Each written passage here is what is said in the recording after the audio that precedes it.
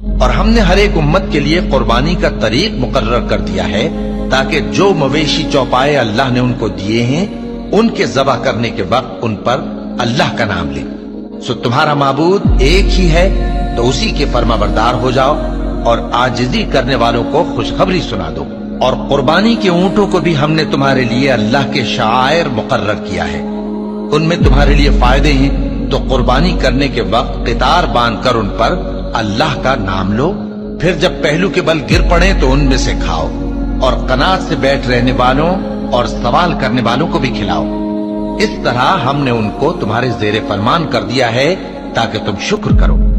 اللہ تک نہ ان کا گوشت پہنچتا ہے اور نہ خون، بلکہ اس تک تمہاری پرہیزگاری پہنچتی ہے۔